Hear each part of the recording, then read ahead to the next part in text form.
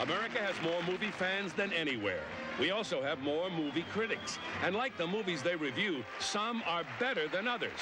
Some, but not all. Good evening. I'll bet you movie fans out there thought you were all through with seeing films about giant whales, crashing airplanes, and assorted disasters. Well, no such luck. Producer Murray Allen, the man who brought you such epics as The Night the Maggots Tipped Over Texas, and the controversial religious film entitled The Pope's on Fire, has done it again. His current release is called Strange Encounters with a Girl Named Ralph. He should have called it I Never Promised You a Movie. The plot, which I suspect was stolen from a cemetery, is not to be believed. Halfway through the opening titles, people who'd gotten in on passes were demanding their money back.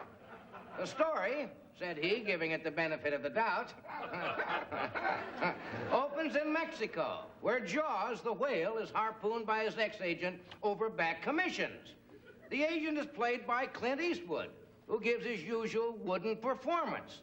This is Clint's fifth flop, which isn't easy when you've only made 4 pictures.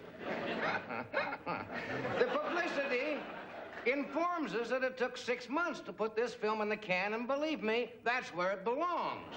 But back to the story. Jaws is being flown to Marineland for treatment in a cargo plane when the pilot and co-pilot are overcome by toxic fumes. Inasmuch as Jaws is a pilot whale, guess who they get to fly the plane? Like I said, folks, this plot has a credibility gap that makes the Grand Canyon look like a hairline fracture. Robert Shaw, the actor, is a passenger on the plane and is still sore at the whales since being swallowed by Jaws, so he decides to take over control of the plane. As Shaw and Jaws fight over the controls, the plane rams into a 20-story building. And instead of exploding and crashing, the plane continues flying with a building wrapped around it. This distresses Kitty Melnick, the secretary on the 15th floor, played by Ruth Buzzy. The secretary, not the floor. She's going crazy, trying to send out letters in a building that's going 700 miles an hour. Her big concern is that her zip code changes every 3 seconds. I must tell you, at this point in the theater, the butter in the popcorn machine turned rancid. I'd tell you more, but after that, the kind of story kind of fell apart. As far as this movie being a hit, I think the Tidy Bowl man will make a bigger splash.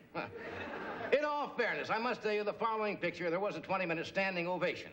That's when the producer committed suicide on stage.